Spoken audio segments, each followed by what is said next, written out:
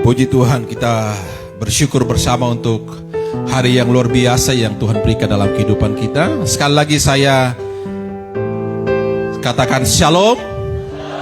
Shalom. Haleluya. Puji Tuhan, ada kehidupan Tuhan di tempat ini. Haleluya. Puji Tuhan. Hari ini saya akan bicara mengenai, judulnya adalah damai sejahtera bagimu. Sayangnya saya tidak bisa tampilkan, ya ada sedikit persoalan. Ya, padahal saya sudah siapkan tampilannya, tapi tidak apa-apa.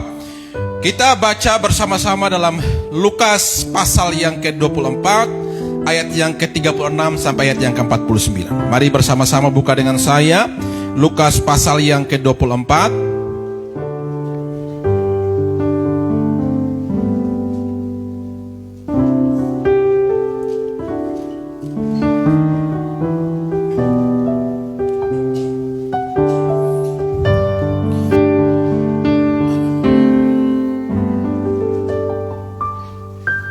Bapak Ibu sudah menemukan dengan saya Lukas pasal yang ke-24 ayat yang ke-36 sampai 49. Lukas pasal yang ke-24 ayat 36 sampai ayat yang ke-49. Bapak Ibu di rumah bisa juga membuka dengan saya Lukas pasal yang ke-24 ayat yang ke-36 sampai 49. Baik, saya akan baca ayat yang genap. Bapak Ibu jemaat sekalian baca ayat yang ganjil, seterusnya sampai ayat yang ke-49. Diberi judul Yesus menampakkan diri kepada semua murid. Dan sementara mereka bercakap-cakap tentang hal itu, Yesus tiba-tiba berdiri di tengah-tengah mereka dan berkata kepada mereka, damai sejahtera bagi kamu. Ayat 37, 1, 2, 3.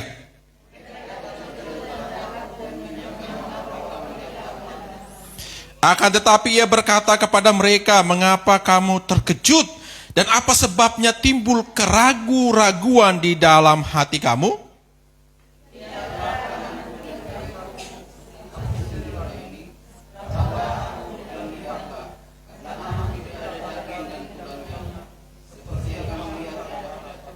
Sambil berkata demikian, ia memperlihatkan tangan dan kakinya kepada mereka.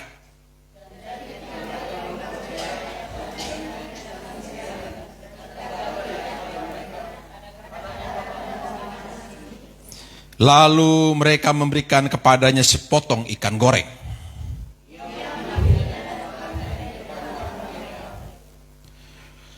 Ia berkata kepada mereka, inilah perkataanku yang telah kukatakan kepadamu ketika aku masih bersama-sama dengan kamu, yakni bahwa harus digenapi semua yang ada tertulis tentang aku dalam kitab Taurat Musa dan kitab Nabi-Nabi dan kitab Mazmur.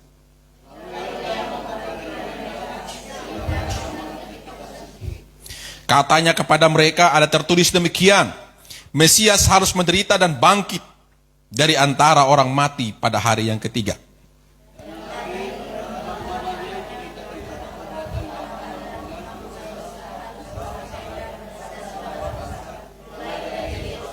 Kamu adalah saksi dari semuanya ini.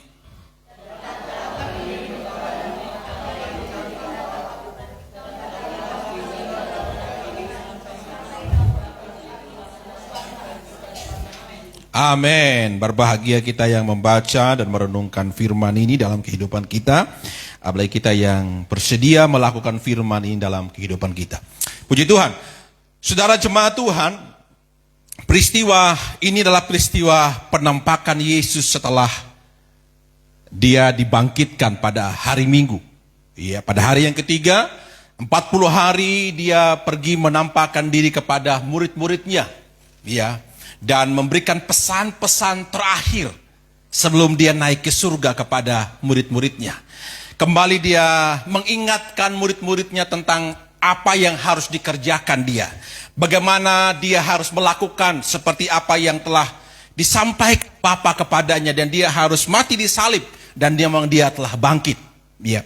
Saudara, ya murid-murid pada waktu itu dalam kondisi yang secara mereka lagi mengalami kehilangan, ya kehilangan yang sangat-sangat karena mereka sangat mengasihi Tuhan Yesus dan Tuhan Yesus sangat mengasihi mereka. Ya, di mana ada Tuhan Yesus pasti mereka ada di situ. Bahkan teman-teman Petrus dan semua murid-murid yang lain sudah rela meninggalkan pekerjaan hanya untuk ikut Yesus. Ya, jadi mereka betul-betul sudah full time. Ya, mereka bekerja tanpa gaji. Yesus makan apa mereka makan itu. Jadi mereka makan karena hanya kasih karunia saja. Mereka tidak punya usaha lagi. Petrus tidak pergi menjadi penjala ikan lagi, jualan ikan lagi, enggak. Mereka nggak punya bisnis, murni mereka ikut Yesus selama 3,5 tahun. Tapi tiba-tiba orang yang mereka ikuti ini mati dengan cara yang tidak layak. Itu mati disalib. Pada waktu itu orang yang mati disalib disebut dengan mati secara mati terkutuk artinya. Tidak pantas, tidak wajar. Seorang yang mereka kagumi, bahkan mereka melihat sendiri, mata mereka melihat sendiri bagaimana Yesus bisa membangkitkan Lazarus. Yang mati sudah 3 hari, 4 hari di dalam kubur.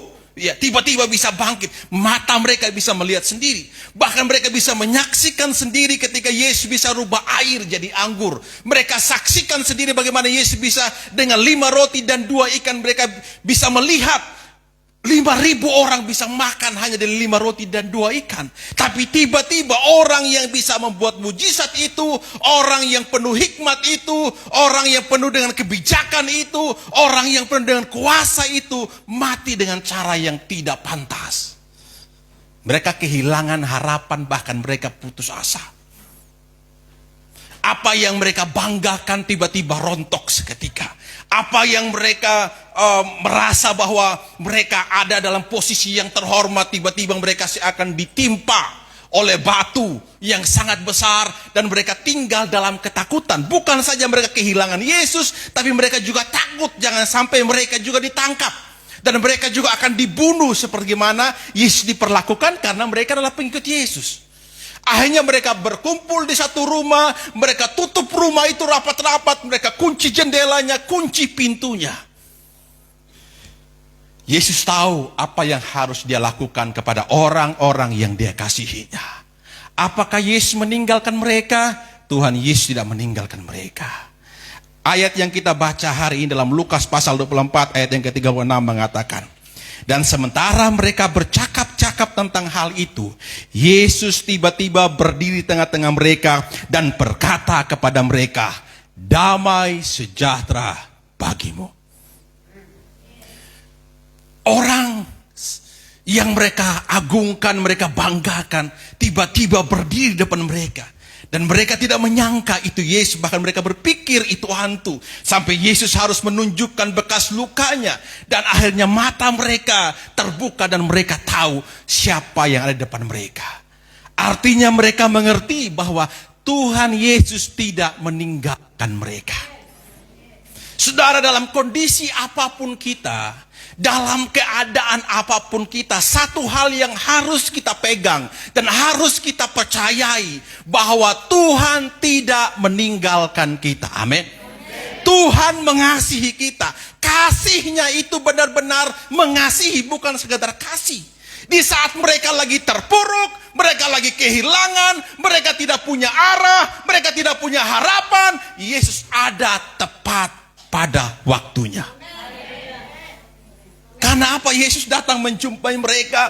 Walaupun pintu tertutup, jendela tertutup, tidak ada celah untuk Yesus bisa masuk. Tapi Yesus bisa masuk menemui mereka. Dan satu kata yang Tuhan katakan kepada mereka, damai sejahtera bagimu.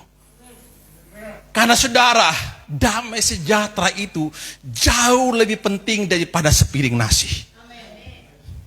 Anda makan nasi dengan ayam fried chicken, dengan sambal dabu-dabu, ayam rica, babi guling, apapun namanya. Tapi kalau Anda makan dengan tidak damai sejahtera, pasti rasanya tidak nikmat. Anda makan sambil Anda lihat wajahnya orang itu, kurang ajar ini orang. Tidak nikmat, saudara. Walaupun itu semuanya ada di meja makan, saudara, tapi kalau Anda makan dengan perasaan kesal, perasaan marah, perasaan benci, perasaan dendam, tidak ada damai sejahtera, semua yang Anda makan itu saudara tidak bisa nikmati.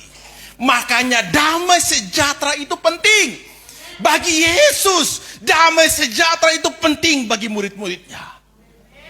Saya pernah sampaikan dari mimbar ini, damai sejahtera itu tidak bisa dibeli. Walaupun ada apotik namanya apotik damai sejahtera. Pergi ke situ dan bawa uang 10 juta. Pak, ada damai sejahtera enggak? Oh, enggak ada yang jual obat damai sejahtera di sini. Pasti yakin kan, Anda bawa uang 1 miliar, 1 triliun, 1 truk pun tidak pernah ada obat damai sejahtera. Karena damai sejahtera itu hanya datang dari Tuhan. Makanya, kenapa Tuhan menyampaikan kalimat yang pertama? Bukan hanya peristiwa ini, di setiap ketemu dengan murid-muridnya Yesus mengucapkan kata damai sejahtera bagimu. Karena damai sejahtera itu penting. Damai sejahtera itu penting. Amin. Hidup damai sejahtera itu penting, saudara. Makanya arti kata salam itu kan artinya damai sejahtera bagimu. Ketika saya bilang salam, Anda bilang harus bilang salam. Salam.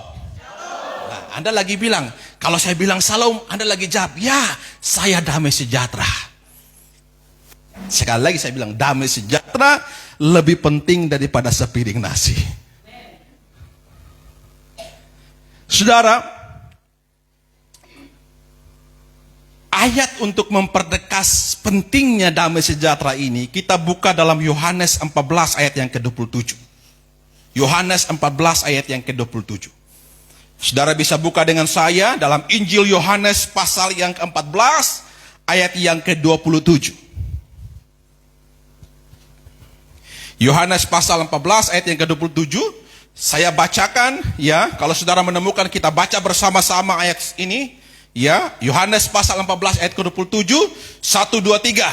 Damai sejahtera ku tinggalkan bagimu, damai sejahtera ku berikan kepadamu, dan apa yang kuberikan tidak seperti yang diberikan oleh dunia kepadamu. Janganlah gelisah dan gentar hatimu.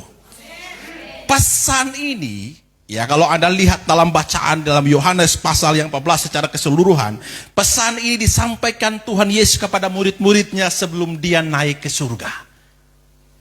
Dia sampaikan, damai sejahtera ku tinggalkan bagimu, damai sejahtera ku berikan. Apa yang kuberikan tidak seperti yang diberikan oleh dunia kepadamu. Jangan gelisah dan gentar hatimu. Dalam terjemahan sederhana dikatakan ayat ini, sekarang Tuhan bilang, sekarang aku mau meninggalkan berkat.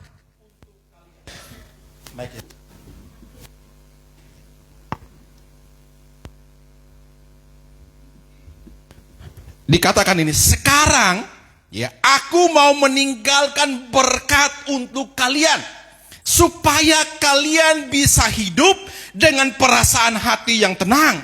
Perasaan tenang yang aku berikan itu tidak sama seperti perasaan tenang yang diberikan oleh orang-orang duniawi. Jadi janganlah kalian menjadi bersusah hati dan merasa takut. Tuhan bilang, aku meninggalkan berkat untuk kalian. Apa berkatnya? Damai sejahtera. Jadi damai sejahtera itu, saudara, berkat yang saudara terima, yang tidak bisa dibeli dengan harta, yang tidak bisa dibeli dengan usaha saudara. Tapi damai sejahtera itu diberikan oleh Tuhan. Nah, itu penting, saudara. Jadi sekali lagi, ketika Tuhan menyampaikan pesan ini kepada murid-muridnya, ini pesan berkat, dan Tuhan bilang, aku meninggalkan berkat bagimu. Aku tidak membiarkan engkau sendiri, tapi aku meninggalkan berkat bagimu, itu damai sejahtera, supaya kamu tenang, supaya kamu tidak gelisah, supaya kamu tidak tinggal dalam kekhawatiranmu. Aku tinggalkan berkat bagimu, yaitu damai sejahtera. Saudara, ya, kalau kita lihat dari ayat tadi yang kita baca, yang Tuhan katakan kepada murid-muridnya, artinya yang pertama adalah bahwa damai sejahtera dari Tuhan itu merupakan damai sejahtera yang asli. Sedangkan damai sejahtera yang dari dunia itu merupakan damai sejahtera yang palsu. Yesus mengatakan bahwa damai sejahtera yang berasal darinya tidak sama dengan apa yang dunia berikan. Saudara, ya, dunia itu pasti memberikan itu dengan cara materi. Ya kan? Kita bisa damai sejahtera yang berasal dari dunia itu dipengaruhi karena faktor lain. Kalau punya uang banyak, kalau dompetnya berisi, kalau ATM-nya punya isi, damai sejahtera. Kalau ATM-nya berkurang, uangnya berkurang, hilang damai sejahteranya. Itu damai sejahtera yang palsu karena dipengaruhi oleh keadaan. Kalau keadaannya lagi baik-baik, damai sejahtera. Kalau gaji suami lagi naik, damai sejahtera. Kalau gaji suami dipotong di perusahaan, hilang damai sejahteranya. Amin. Kalau suami dapat bonus, damai sejahtera di rumah. Mama terus senyum, ibu terus senyum. Haleluya. Tapi kalau suaminya potong gaji, saudara tepuk tangan sendiri. Itu damai sejahtera dipengaruhi oleh keadaan. Karena ada sesuatu, baru damai sejahtera. Tapi kalau tidak ada sesuatu yang menyenangkan, hilang damai sejahteranya. Itulah yang Yesus katakan berbeda antara yang aku berikan kepadamu dan dunia berikan kepadamu. Yang dunia berikan itu sementara, karena dipengaruhi oleh kondisi. Tapi yang aku berikan bagimu itu berbeda. Makanya saudara, kita pikir itu damai sejahtera itu suatu keadaan. Tapi sebenarnya damai sejahtera itu adalah sebuah keputusan. Jadi sebenarnya program Allah dalam hidup kita, Allah telah mendesain kita supaya kita hidup dalam damai sejahtera. Makanya kalau Anda baca Yeremia 29 ayat 11, ayat yang terkenal itu, Tuhan bilang, aku tidak pernah merancangkan rancangan kecelakaan bagimu, tapi aku merancangkan rancangan damai sejahtera untuk masa depan yang penuh harapan. Jadi damai sejahtera itu adalah keinginan Tuhan. Tuhan mau kita hidup dalam damai sejahtera. Saudara, itu yang paling penting. Nah, kadang-kadang kita nggak mengerti tentang hal seperti ini.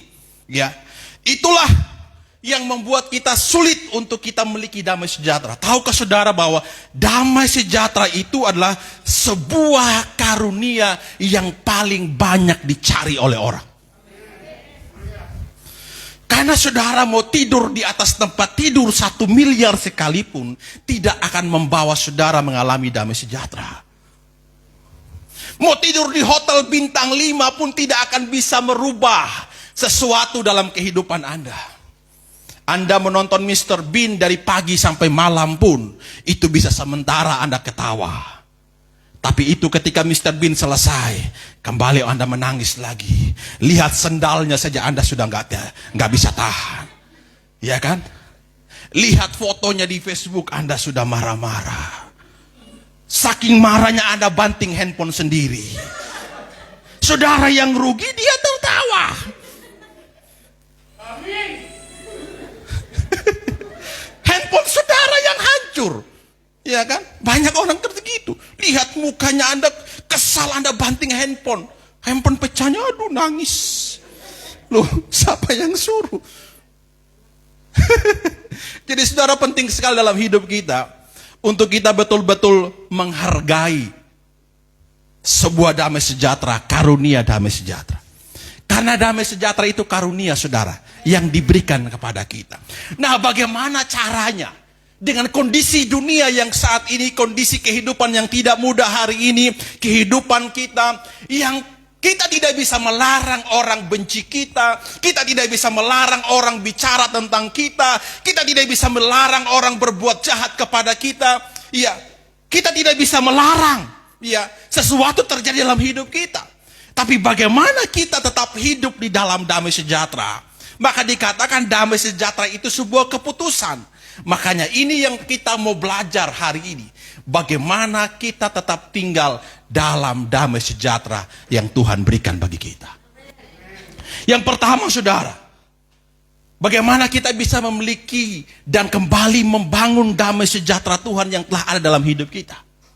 Yang pertama itu, damai sejahtera itu ditentukan dari hasil hubungan yang benar dengan Yesus Kristus Sang Raja Damai. Jadi damai sejahtera dari Tuhan itu ditentukan dari hubungan kita dengan Sang Pemberi damai sejahtera itu. Makanya dalam Roma 5 ayat 1 mengatakan, Roma 5 ayat 1.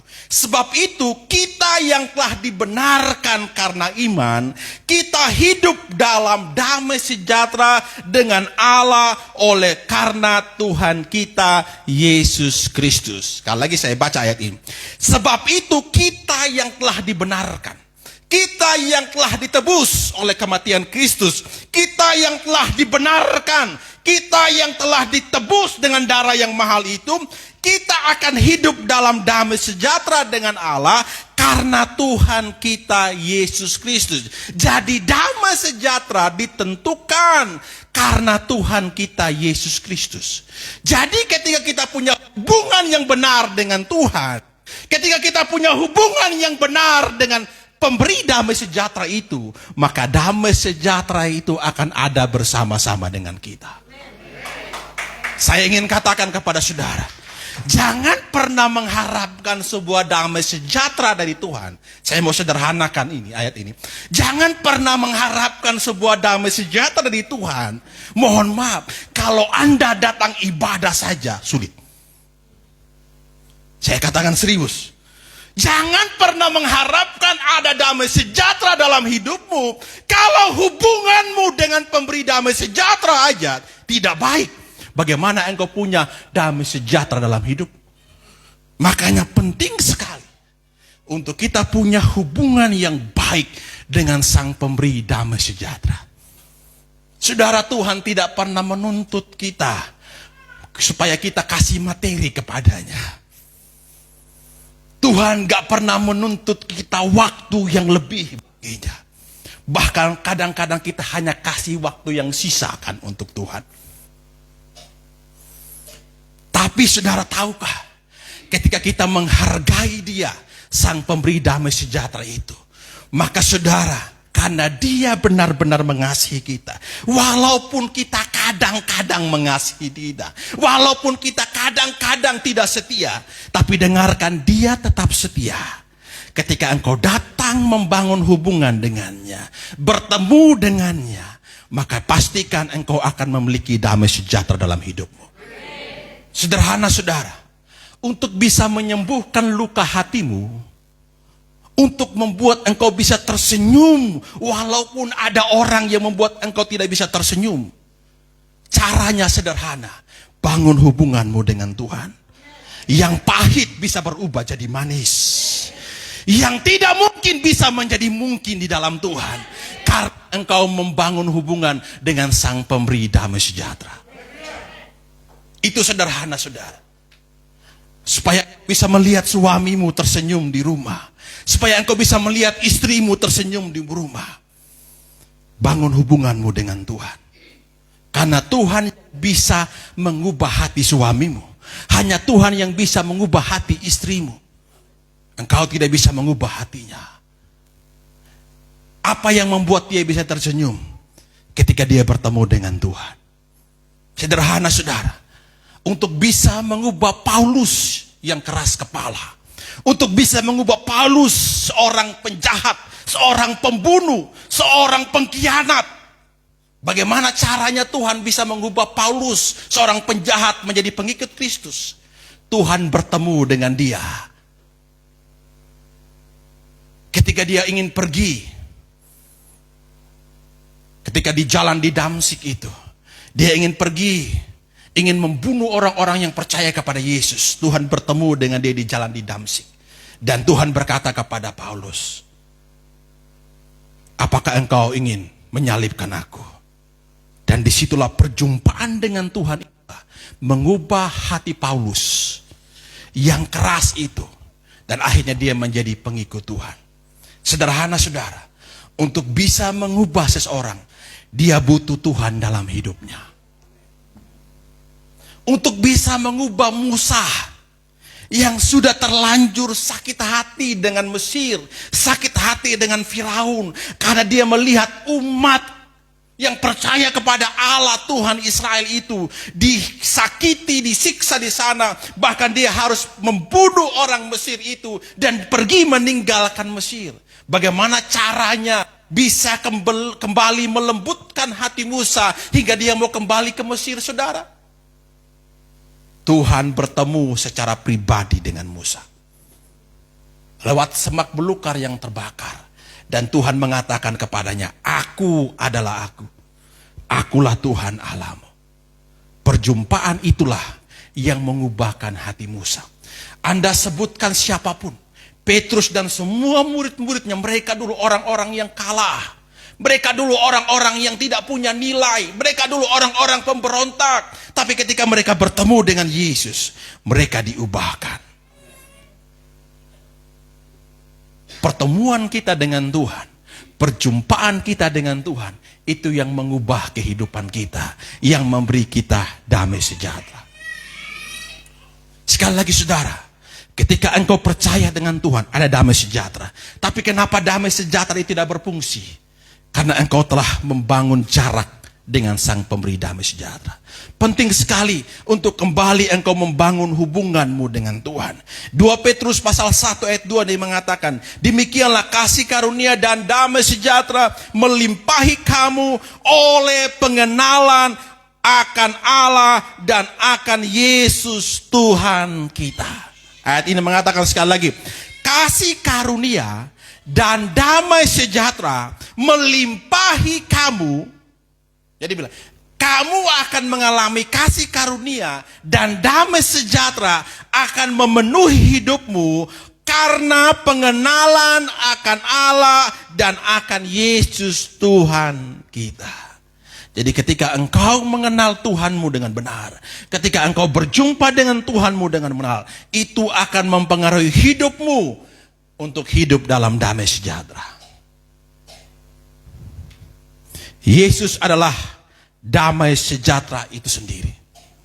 Bahkan Yesus mengatakan, saudara, damai sejahtera yang diberikan juru selamat kepada kita itu melampaui segala akal. Jadi penting sekali dalam hidup kita, saudara, untuk kita membangun hubungan kita dengan Tuhan. Makanya saya menekankan lagi sebagai gembala di tempat ini, jangan pernah meninggalkan ibadahmu. Kalau engkau ingin lihat poin segala kehebatanmu, kepintaranmu, kecerdasanmu itu akan memelihara hidupmu. Makanya saudara, penting sekali. Yang kedua, damai sejahtera itu ditentukan ketika kita hidup dalam terang kebenaran firman-Nya. Mazmur 119 ayat 165. Saya bacakan untuk saudara. Mazmur 119 ayat 165 dikatakan, besarlah ketentraman pada orang yang mencintai Tauratmu, tidak ada batu sandungan bagi mereka. Saya ulangi, dikatakan, besarlah ketentraman, besarlah damai sejahtera kepada orang-orang yang mencintai Tauratmu, yang mencintai firman-Mu, tidak ada batu sandungan bagi mereka. Untuk kita punya membangkitkan damai sejahtera dan memiliki damai sejahtera datang dari Tuhan, saudara, hiduplah di dalam terang firman-Nya. Arti saudara sederhana, baca firman Tuhan. Penting sekali, makanya dibilangkan besar ketentraman, besarlah damai sejahtera kepada orang-orang yang mencintai Taurat Tuhan. Makanya pemazmur mengatakan kita dimulai dengan kalimat yang sederhana, Mazmur pasal 1, sebelum sampai ke pasal kitab yang terpanjang yang kita baca, saudara. Dimulai dengan kata ini, tetapi yang kesukaannya ialah Taurat Tuhan, yang merenungkan Taurat itu siang dan malam.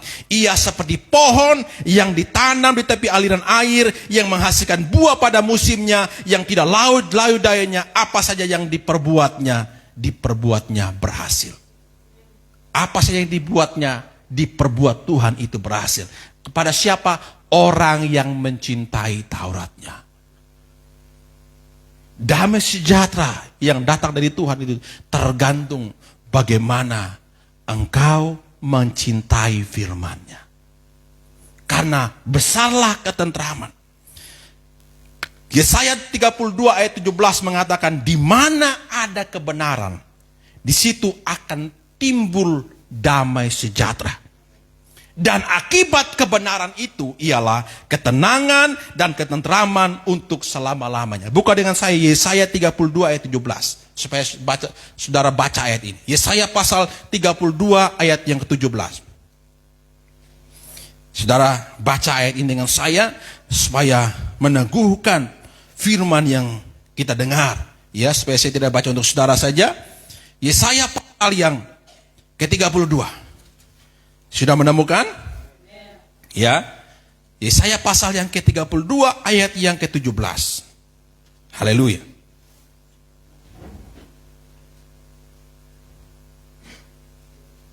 Oke, sudah menemukan? Kita baca sama-sama ayat ini. 1, 2, 3. Di mana ada kebenaran,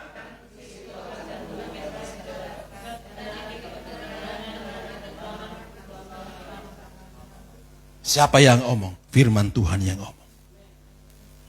Di mana ada kebenaran, di situ akan tumbuh damai sejahtera, dan akibat kebenaran itu ialah ketenangan dan ketentraman untuk selama-lamanya.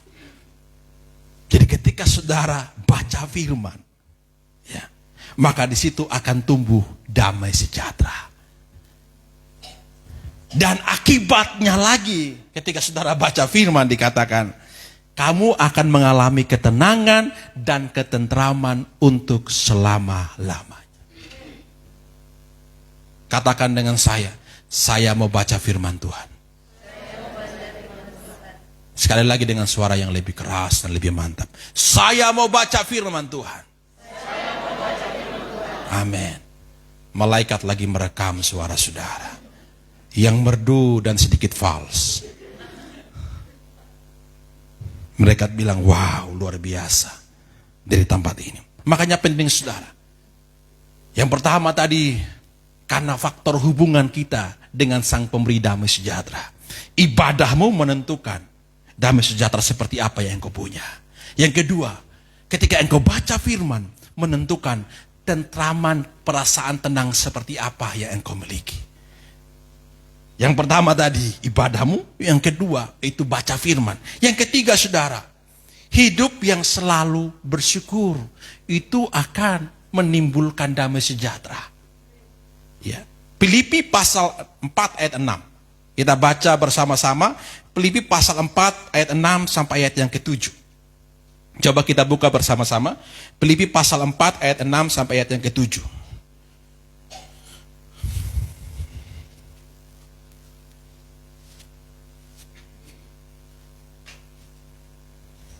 Ya, sudah temukan bersama-sama. Filipi pasal 4 ayat 6 sampai ayat ke-7. Amin. Kita baca bersama-sama. 1, 2, 3. Janganlah hendaknya kamu khawatir tentang apapun juga, tetapi nyatakanlah dalam segala hal keinginanmu kepada Allah, dalam doa dan permohonan dengan ucapan syukur. Damai sejahtera Allah yang melampaui segala pengertian akan memelihara hati dan pikiranmu dalam Yesus Kristus. Ayat ini mengatakan, jangan hendak kamu khawatir tentang apapun juga dalam hidup ini, tetapi nyatakanlah dalam segala keinginanmu kepada Allah, dalam doa dan permohonan dengan ucapan syukur. Belajarlah bersyukur dengan apa yang engkau punya hari ini. Walaupun itu sedikit, bersyukurlah karena engkau masih punya. Bersyukurlah untuk nafas hidup yang engkau punya hari ini. Bersyukurlah dengan istrimu yang mungkin dia bertumbuh agak melebar ke samping. Bersyukurlah dengan istrimu itu. Amin. Kenapa tertawa? Supaya Anda tidak melihat yang masuk, semakin masuk ke dalam, Anda lupa bersyukur. Dosen saya bilang, bersyukurlah dengan istrimu walau sudah turun mesin berapa kali katanya. Itu lebih nggak enak bahasanya gitu. Bersyukurlah saudara, walaupun di meja makanmu hanya makan dengan tempe goreng. Bersyukur masih ada orang yang tidak bisa makan dengan tempe goreng. Bersyukurlah dengan pekerjaanmu hari ini. Walau pekerjaan yang engkau kerjakan itu sederhana, mungkin dilihat sebelah mata oleh orang, dikecilkan orang oleh orang lain, tapi ketika engkau bekerja dengan ucapan syukur, maka engkau akan diberkati dengan apa yang dikerjakan. Amin. Sederhana saudara. Karena ada orang yang punya pekerjaan yang hebat, dia punya posisi yang hebat, tapi dia tidak pernah bersyukur, maka dalam hidupnya tidak pernah ada damai sejahtera. Dia pula punya uang yang banyak, sampai di rumah ribut dengan istrinya, ribut dengan anaknya, ribut dengan mertuanya, ribut dengan orang lain, hidupnya penuh dengan tidak tenang. Tapi bagi kita mungkin yang pekerjaan kita sederhana, kita pulang di rumah mungkin hanya kita makan dengan apa adanya, tapi kita bisa makan dengan tersenyum, makan dengan penuh ucapan syukur. Mungkin kita tidak duduk di meja makan, kita duduk di kamar kos kita yang ada hanya dengan beralas lantai. Mungkin kita makan dengan hanya beberapa piring nasi dan hanya sedikit lauk, tapi kita makan dengan ucapan syukur. Jauh lebih penting daripada kita makan di atas meja makan yang besar dengan segala macam isinya, tapi kita tidak hidup dengan ucapan syukur. Sambil makan sambil mikir. Ada orang yang meja makannya besar, makan sambil mikir. Ini corona belum selesai ini. Utang saya di bank masih ada. Nanti tiba-tiba kalau bank, bagaimana ini? Ada orang saudara, punya usaha yang besar. Tapi ketika dia tidur kepikiran terus. Karena ketika dia buka usaha, dia pinjam bank kan? Ya kan? Dia pinjamnya bank itu gak hanya 10 juta saudara, miliaran pinjamnya. Dia mulai pikir makannya di meja makan, pikirnya bagaimana caranya bayar hutang. Ikan goreng berubah jadi tulisannya hutang. Jadi makan sambil mikir bagaimana bayar hutang, bagaimana bayar hutang. Gak nikmat saudara. Tapi ada engkau yang kerjanya sederhana, makannya sederhana. Makannya itu ikan goreng mungkin hanya ikan tongkol kah, ikan pindang kah, tapi rasanya nikmat. Amin. Apalagi kalau ayam rica, babi rica. Saya punya selera itu. Haleluya. Saudara, itu penting, makanya belajar bersyukur. Bapak-bapak, belajar bersyukur dengan istrimu. Ibu-ibu, belajar bersyukur dengan suamimu. Bersyukur dengan pekerjaan suamimu, bersyukurlah dengan pekerjaan istrimu. Bersyukur dengan anak-anakmu, bersyukur. Bersyukur dengan apa yang kau punya hari ini. Karena itulah kekuatanmu ketika engkau bersyukur. Maka firman Tuhan bilang, damai sejahtera Allah yang melampaui segala pengertian itu akan memelihara hati dan pikiranmu dalam Yesus Kristus. Ketika engkau belajar bersyukur, damai sejahtera Allah itu akan memelihara engkau. Memelihara pertama itu pikiranmu, kemudian hatimu dalam Kristus Yesus. Mari saudara, untuk kita memiliki damai sejahtera yang datang dari Tuhan, mari belajar bersyukur. Amin. Belajar bersyukur. Belajar bersyukur. Kondisi apapun dalam hidupmu, mari ucapkan syukur. Walaupun mungkin pulang suami marah-marah, ucapkan ibu-ibu, Tuhan terima kasih untuk suami saya yang hari ini marah. Tapi percaya Tuhan, Tuhan akan mengubah hatinya. Wow saudara, itu akan bisa merubah suasana yang tidak menyenangkan akan menyenangkan. Sederhana saudara. Tapi kalau kita ngotot-ngototan, yang terjadi adalah perang ketiga. Tapi ubah kata-katamu itu dengan ucapan syukur. Maka itu akan mengubah suasana hatimu. Amin. Amin. Haleluya.